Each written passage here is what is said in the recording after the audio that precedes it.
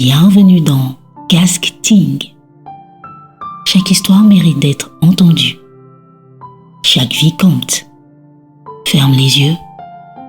Mets ton casque.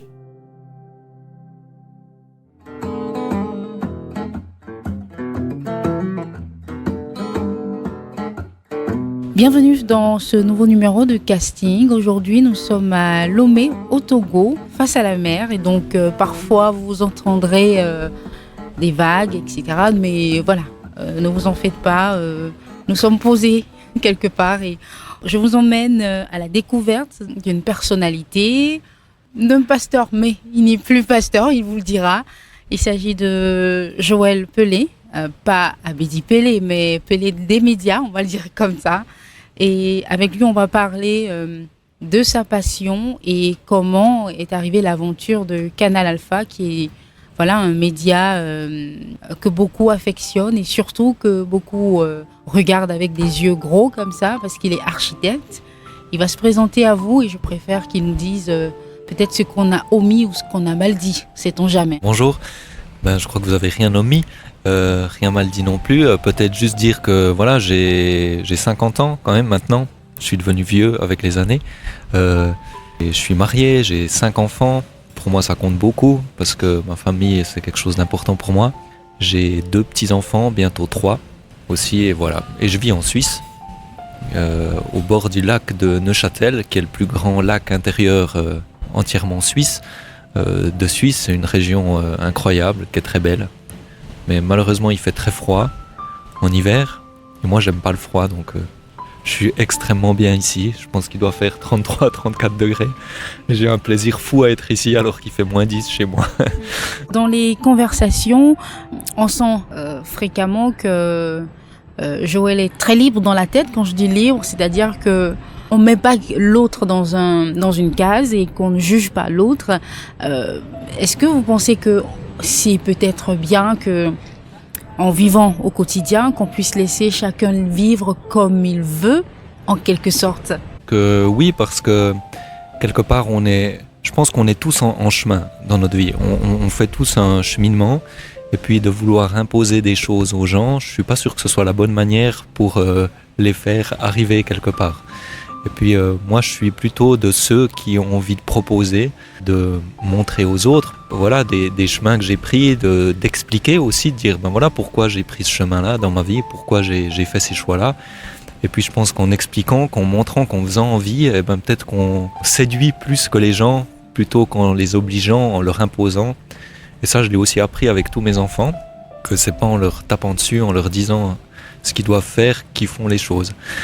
Sinon, ils les font par derrière et c'est pas forcément ce qu'on voudrait. Mais en expliquant, en essayant de les convaincre, de leur montrer l'exemple aussi, c'est comme ça que les gens, souvent, ont envie de nous suivre, ont envie d'adopter nos comportements, nos manières de faire. Parlons un peu de l'aventure Canal Alpha.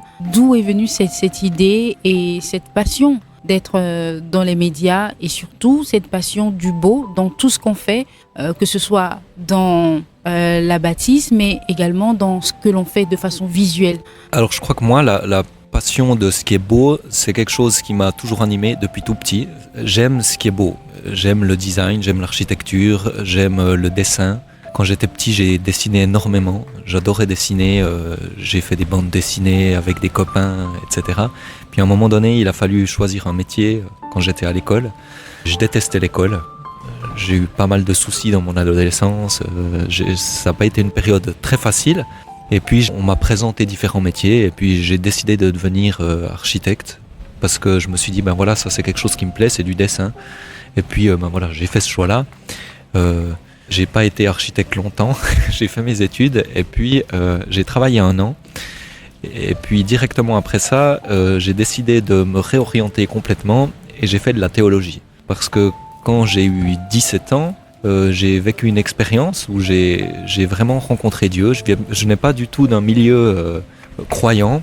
On n'allait pas à l'église dans ma famille, on n'était pas croyants, j'ai pas été éduqué dans cette philosophie, dans cette manière de vivre. Mais à 17 ans, j'ai expérimenté quelque chose d'incroyable et j'avais une vie qui avait pas de sens, où je faisais toutes sortes de choses, j'ai un peu tout essayé pour donner du sens à ma vie. Je crois que j'avais envie que ma vie soit passionnante, que ma vie elle soit pleine. Et puis je me suis retrouvé beaucoup au poste police, au tribunal, parce que j'ai fait beaucoup de bêtises, mais pas forcément parce que j'étais quelqu'un, je pense, de mauvais au fond, mais parce que j'avais envie de vivre. Et puis quand j'ai eu 17 ans, j'ai rencontré des amis qui m'ont invité à venir dans un groupe de jeunes, qui m'ont invité à l'église, et puis un jour, je sais plus de quoi ils ont parlé dans leur groupe de jeunes, et puis ça m'a intrigué. Je me suis dit, mais j'avais jamais réfléchi à Dieu, est-ce que Dieu existe, qu'est-ce qu'il n'existe pas, etc.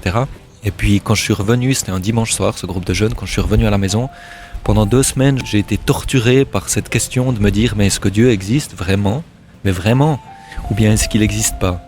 Puis au fond, je me disais, oui, il doit bien y avoir quelqu'un là-haut, dans le ciel, mais ça change rien pour moi en fait, je m'en fiche. Puis après, je me disais, mais est-ce qu'il existe, est-ce qu'il n'existe pas? Et puis c'est une question qui m'a torturé, je dois dire, vraiment pendant 2 semaines où j'ai presque pas travaillé, je réfléchissais à ça tout le temps.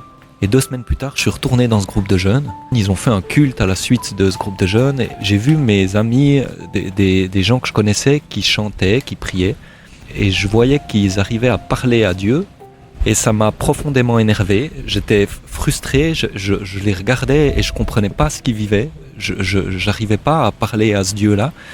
Et ça m'a tellement énervé qu'à un moment donné, je suis sorti de l'église en courant. J'ai claqué la porte et je suis allé derrière l'église et j'ai hurlé.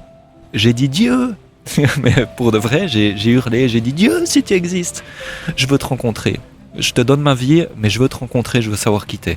Et c'était le 19 juin 1989, un dimanche soir, c'était 21h. Et à ce moment-là, alors j'ai pas vu Dieu, mais j'ai ressenti une paix incroyable qui est venue à l'intérieur de moi. Quelque chose que je connaissais pas, quelque chose qui m'a bouleversé. Et je crois que depuis ce moment-là, j'ai su qu'en fait Dieu m'aimait. Et ça m'a bouleversé ma vie parce que je vivais un peu n'importe quoi, je faisais n'importe quoi dans ma vie. Et là, en fait, je crois que je cherchais à être aimé, au fond. Et puis j'ai compris que Dieu m'aimait passionnément, que Dieu s'intéressait à moi et ça m'a transformé. Et puis à la suite de mes études d'architecture, là j'ai décidé de faire de la théologie parce que je me suis dit, mais en fait j'ai envie de faire connaître ça aux autres, aux gens qui m'entourent. Et je me suis lancé dans des études de théologie. J'ai fait 3 ans de la théologie. Et après, je me suis engagé la moitié de mon temps comme pasteur à Neuchâtel, pasteur de jeunes. J'ai créé un groupe de jeunes, etc. Mais je me sentais pas tellement à l'aise dans l'église comme pasteur parce que j'ai l'impression que c'était quelque chose qui me correspondait pas. Moi, je suis plutôt quelqu'un de très entreprenant. J'aime que les choses aillent vite. Et dans l'église, il fallait toujours discuter pendant des heures avec les anciens, etc. Et puis ça m'énervait. Alors j'ai démissionné. J'ai dit tout ce que je fais, je vais continuer de le faire, mais sans être payé. Comme ça, je pourrais faire ce que je veux. Et puis, j'ai créé une entreprise, en fait, dans la communication, où on a, avec un associé, qui est toujours mon associé aujourd'hui, une société de production audiovisuelle, en fait. On a fait de la production audiovisuelle, on faisait du graphisme pour des clients. Et puis, au bout de 2-3 ans de cette entreprise, on a eu l'opportunité, on a appris que la télévision de notre région était à vendre. Parce qu'il y avait une télévision qui existait, déjà une télévision chrétienne, qu'elle était à vendre. Ça nous a intéressés parce que c'était une télévision que les gens regardaient peu, les gens aimaient pas beaucoup. Et puis moi, c'est quelque chose qui me passionnait. La télévision, ça m'a toujours passionné depuis tout petit. J'adore regarder la télévision. Et puis l'idée de pouvoir rentrer chez les gens, de pouvoir s'installer dans leur salon, de pouvoir leur dire des choses, leur communiquer des choses, c'est quelque chose que je trouve qu'il y a une espèce de magie là-dedans, quelque chose d'incroyable. Et puis j'ai convaincu mon associé de racheter cette télévision. Alors ça a été toute une aventure parce que vous imaginez bien qu'en Suisse, ça nous a coûté quelques millions de francs suisses. Donc c'était quand même une grosse aventure. Mais voilà, ça fait maintenant 23 ans qu'on a racheté cette télé, qu'on en a fait une télévision qui est laïque, une télévision régionale avant tout, qui parle aux gens de notre région, qui est la région de l'arc jurassien en fait, en Suisse. Tout le programme de la télévision s'articule autour de l'information. Chaque soir, on a un journal d'information. Et puis, on a des magazines qui traitent de différents sujets. On a des magazines de sport 2 fois par semaine, de culture, de politique, de faits de société, etc. Puis, on a aussi des magazines spirituelle. Ma question serait de savoir, est-ce que, en tant que chrétien, racheter une télévision qui à la base était chrétienne et en faire une télévision laïque, je dirais, est-ce qu'il n'y a pas une contradiction ? Oui, alors certainement qu'il y a une contradiction, mais moi j'aime bien contredire les idées reçues. Chez nous en Suisse, il y a, je pense, 2 à 3% de chrétiens. Et nous, on a racheté une télévision régionale et cette télé, elle s'adresse à tous les gens de notre région. Et il y a 97% de gens qui ne sont pas croyants. Et moi, j'ai envie de m'adresser à eux. J'ai envie de leur parler, j'ai envie de rejoindre leurs préoccupations.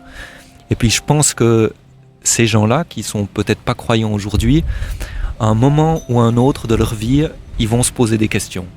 On se pose tous, un jour ou l'autre, des questions existentielles. Mais qui je suis vraiment ? D'où est-ce que je viens ? Est-ce que Dieu existe ? Qu'est-ce qui va se passer après la mort ? Est-ce que ma vie a un sens, vraiment ? Qu'est-ce qui peut me rendre heureux ? Qu'est-ce qui peut vraiment me remplir ? Vous savez, en Suisse, on a beaucoup d'argent, mais les gens souffrent beaucoup. Ils souffrent de solitude et on remarque que l'argent ne nous remplit pas. On peut rester vide à l'intérieur, profondément vide, malgré qu'on ait beaucoup d'argent. Et je pense que, voilà, ces questions-là, j'ai envie qu'on en parle sur mon antenne, à la télévision, et je pense qu'elles ont leur place dans notre programmation, comme le sport, comme l'économie, comme la santé, etc. Mais c'est des questions importantes, parce qu'on se pose tous ces questions, peut-être pas tous en même temps, peut-être qu'aujourd'hui il y a des gens qui ne se posent pas ces questions, et souvent il y a des gens qui me disent « Ah mais pourquoi vous faites des programmes, pourquoi vous parlez de Dieu ?»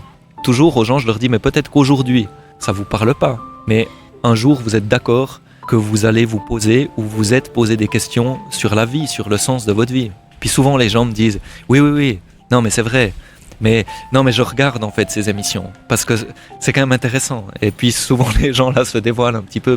En Suisse on est très pudique par rapport à la foi, enfin il y a une grande distance par rapport à la foi et les gens veulent pas dire non plus qu'ils sont croyants, ça peut être presque vécu comme quelque chose, comme une honte.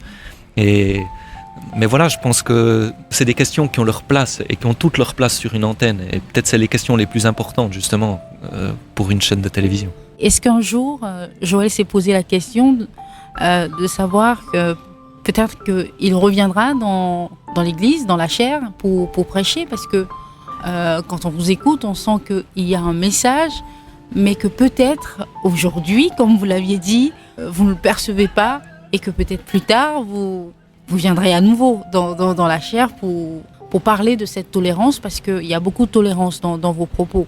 Alors bon, c'est pas parce que j'ai arrêté d'être pasteur que j'ai arrêté de fréquenter une église. J'ai toujours été engagé, très engagé au sein de l'église dans laquelle je suis. Je viens souvent parler aussi à l'église, on m'a souvent demandé de parler à l'église.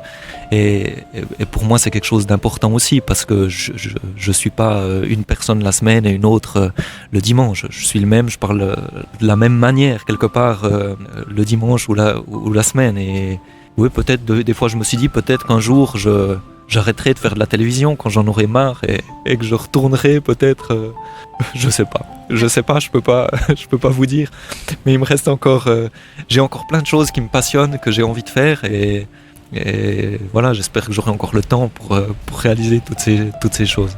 En tant que directeur de Canal Alpha, est-ce que c'est facile, c'est aisé je dirais pas de diriger des gens, mais de partager sa vision, comment ça se passe? On veut bien voir les coulisses un peu de Canal Alpha. Alors Canal Alpha, c'est une chaîne qui est devenue quand même relativement grande avec les années. Quand on a racheté, c'était une petite chaîne, il y avait 13 collaborateurs. Aujourd'hui, on est 55, j'ai 55 employés avec mon associé. Je dis toujours qu'on est 2 parce que tout seul, je ne l'aurais pas fait. Et cet associé, c'est aussi mon meilleur ami.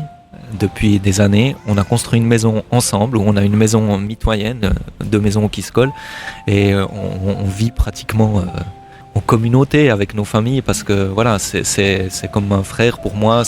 On est extrêmement complémentaires. Tout ce que je sais faire, il sait pas le faire, et tout ce que je sais pas faire, il sait le faire, et pour moi, c'est une immense chance. Et puis, être directeur d'une chaîne de télé, c'est passionnant.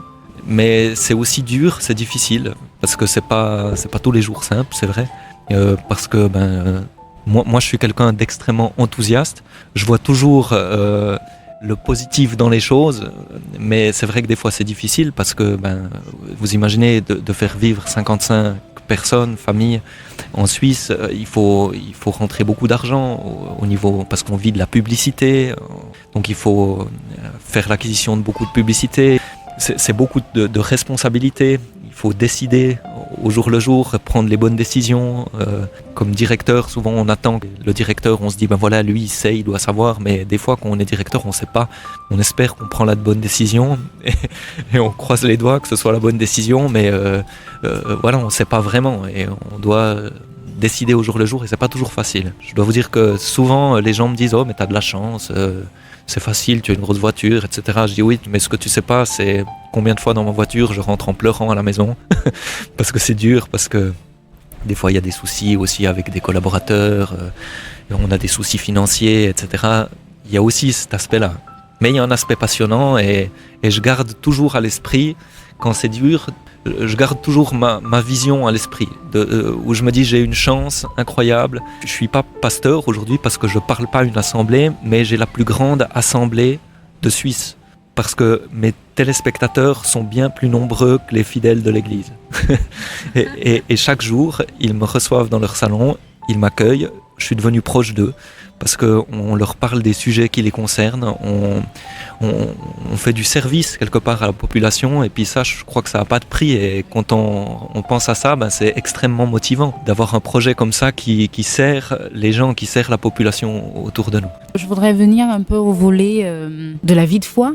Comment Joël décrirait sa vie de foi? Est-ce que c'est une vie de foi extérieure ou intérieure? Je dois dire que je la vis comme je vis quelque part. Elle est extérieure et intérieure.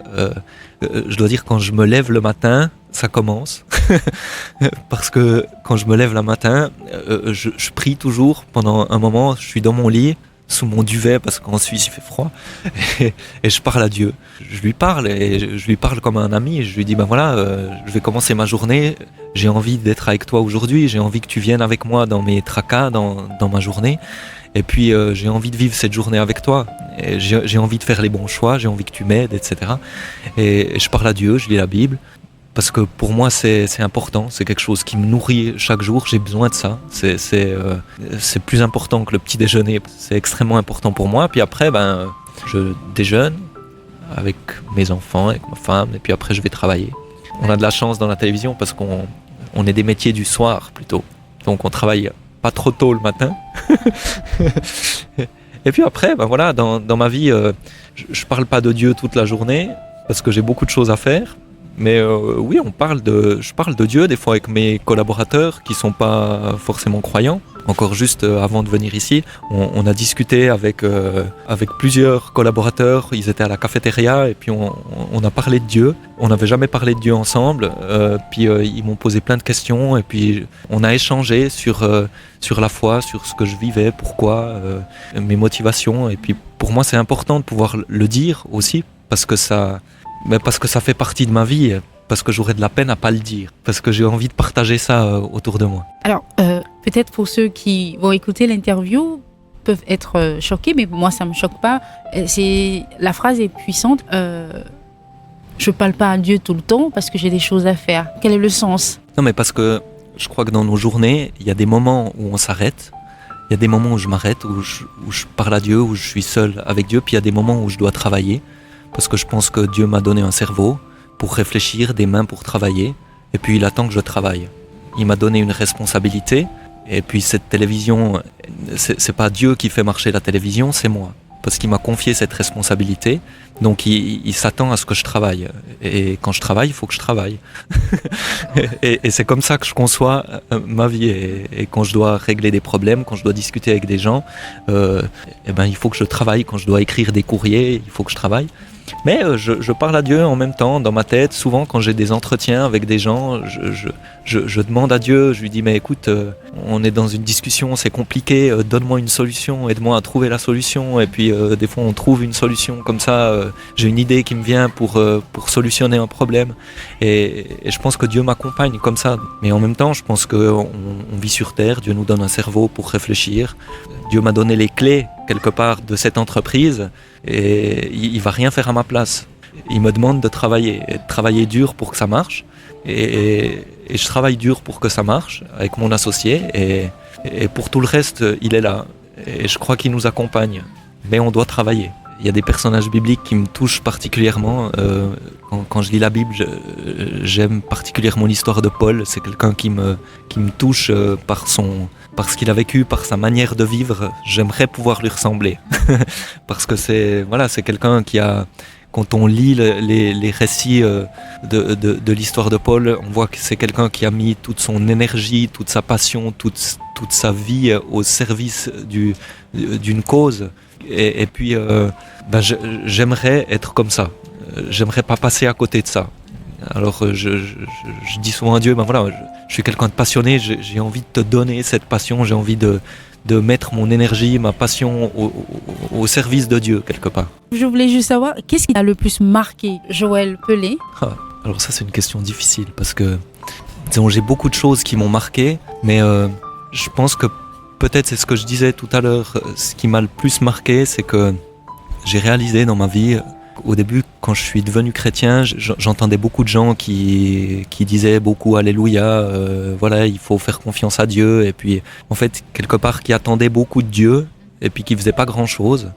Et puis, je crois que j'ai compris, en fait, et c'est peut-être la vie qui m'a appris ça, que Dieu attend beaucoup de moi, en fait. et puis qu'il attend que je me mette au travail, que je fasse des choses, que je me bouge. Et puis, quand j'aurai plus de force, quand j'y arriverai pas, lui est là.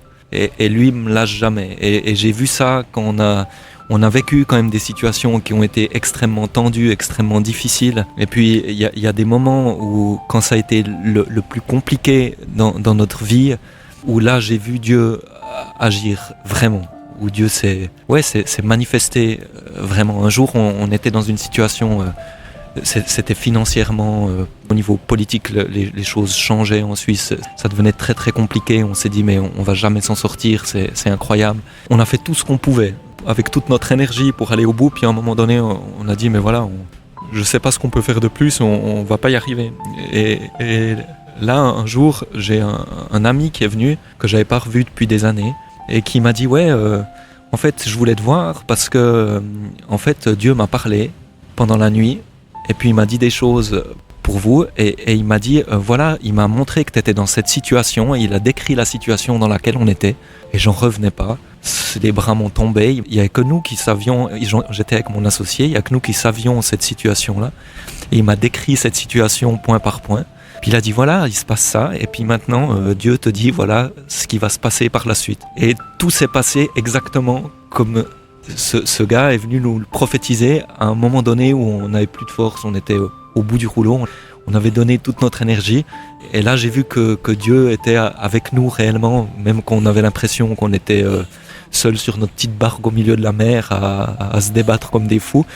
Ça c'est peut-être des expériences qui nous montrent à quel point des fois on a l'impression d'être perdu, et puis c'est là que Dieu vient nous dire non, t'es pas perdu, au contraire, c'est quand t'es perdu que je suis vraiment là à côté de toi, et puis fais-moi confiance. Pour les acteurs de médias peut-être qui nous écoutent, Canal Alpha, c'est plus qu'un bébé, c'est un bébé qui a grandi. C'est l'impression d'entrer chez les gens, de frapper à la porte et d'être chez eux. Aujourd'hui, on parle beaucoup de guerre et justement, nous sommes à Lomé dans ce cadre. Mais comment un média peut apporter cette joie dans les maisons? Oui, alors je pense que les médias aujourd'hui, ça devient compliqué parce que on voit qu'il y a toutes sortes de médias qui émergent, il y en a beaucoup. Et les médias, pour faire de l'argent, pour survivre, doivent souvent faire du clic, comme on dit, et se lancent dans le sensationnel pour attirer de l'audience. Et puis, ça, c'est pas ma vision du média. Moi, j'ai une vision très noble du média où je me dis, pour moi, ça doit être un service. On est au service des gens, on est au service d'une population pour les informer.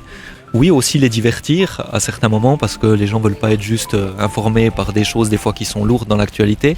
On peut aussi divertir, on peut aussi amener de la joie, mais on peut aussi amener de la réflexion. On peut amener de la réflexion, de la discussion, du débat. Et puis je pense que c'est ça que doit être un média.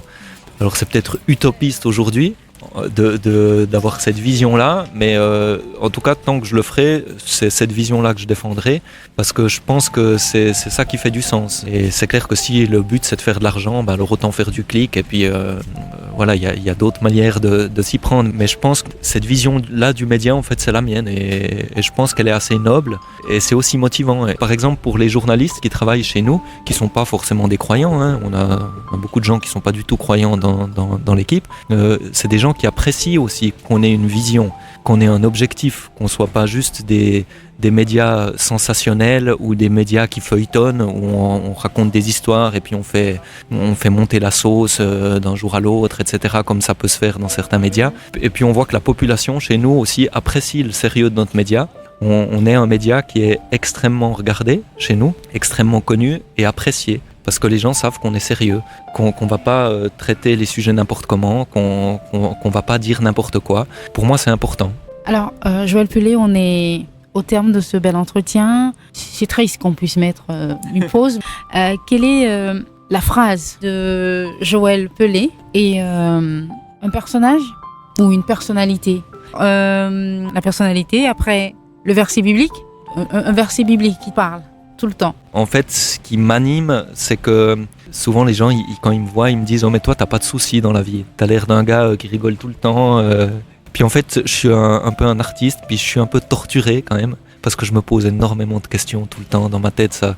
Et une des choses qui m'occupe vraiment l'esprit, c'est de pas rater cette vie, parce que je réalise que c'est court, que ça va pas durer toujours, et j'ai envie d'être au rendez-vous. J'ai pas envie de marquer l'histoire de l'humanité, ce serait prétentieux, mais j'ai envie de laisser ma pierre quelque part, de contribuer à amener quelque chose à la société dans laquelle je suis. Et ça, c'est ce qui m'occupe, qui me préoccupe. Et ça me préoccupe profondément, ouais. Je pense que c'est pas forcément une phrase, mais c'est ma préoccupation de tous les jours. Alors je pense que la personnalité que j'apprécie le plus au monde, c'est ma femme. Et je l'admire énormément, parce que voilà, je trouve qu'elle est fantastique, elle est incroyable, c'est la personne. Moi j'ai des copains qui disent ta femme en fait c'est un ange qui est descendu sur la terre et puis qui a été puni, elle doit te supporter. Mais voilà, je trouve qu'elle est exceptionnelle, elle est toujours là pour les gens avec une douceur juste incroyable. Je trouve qu'on se complète bien et puis voilà, c'est quelqu'un que j'admire, sans qui je ferais rien et que je me réjouis de revoir dans quelques jours. Alors j'ai pas forcément un verset qui me parle tout le temps, j'en ai qui me parlent par période un petit peu dans ma vie, et souvent j'ai des versets qui me parlent pendant quelques semaines, quelques mois, qui me restent en tête, mais là j'aurais de la peine à vous dire un verset qui me parle aujourd'hui. Pas forcément un verset, mais j'ai relu j'ai relu les évangiles, j'ai relu l'évangile de Matthieu juste avant de venir, et j'ai été surpris en relisant par ce que Jésus disait à ses disciples, par l'exigence que Jésus avait envers ses disciples. Quand il explique au début de l'évangile de Matthieu, qu'il explique les règles un petit peu du royaume. Et puis j'ai été surpris de me dire, mais en fait, il y a une exigence là-dedans qui est énorme pour nous. Jésus s'attend à des choses pour notre vie, il a des exigences pour notre vie, notre manière de vivre dans le travail, dans la sexualité, dans tous les domaines de notre vie. Il y a de l'exigence, il y a un amour qui est infini, et puis en même temps il y a une exigence énorme. Et puis c'est quelque chose qui m'a vraiment marqué ces derniers temps. En musique. Non, je fais de la guitare, je joue de la guitare, mais j'ai pas de guitare ici, donc je vais pas pouvoir vous jouer de la guitare. Mais voilà, ça me fait plaisir de partager ce moment. Et puis voilà, peut-être une prochaine à Lomé ou je sais pas, en Afrique. Je suis pas venu souvent en Afrique, mais j'ai du plaisir. J'ai trouvé que enfin, on a des vraies différences, des différences énormes entre l'Afrique et l'Europe. Et puis en même temps, c'est hyper enrichissant.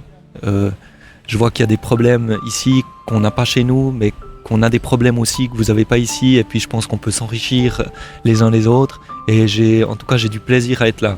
C'est un vrai plaisir de partager avec tous les gens que j'ai pu rencontrer, d'écouter, d'essayer de comprendre une autre culture, une autre manière de voir la vie aussi, parfois. Et ça m'a enrichi. En tout cas, ces 2 semaines, elles m'auront fait du bien. Merci. Alors j'ai un artiste que j'aime énormément, c'est un poète, c'est Francis Cabrel. Je ne sais pas si vous connaissez ici. C'est quelqu'un que j'aime beaucoup, c'est pas un artiste chrétien, mais je trouve qu'il y a une espèce de profondeur dans ses chansons, un regard sur le monde qui est très réaliste. Et il a fait une chanson par exemple qui s'appelle Assis sur le rebord du monde, Dieu assis sur le rebord du monde, qui je pense est parlante.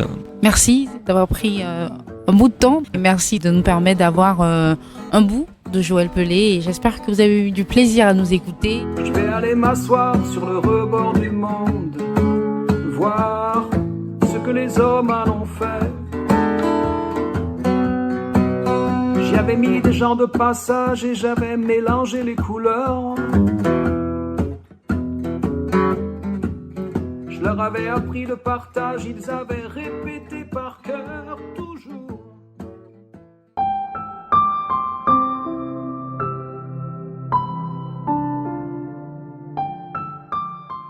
Chaque histoire mérite d'être entendue. Chaque vie compte. Casque Ting.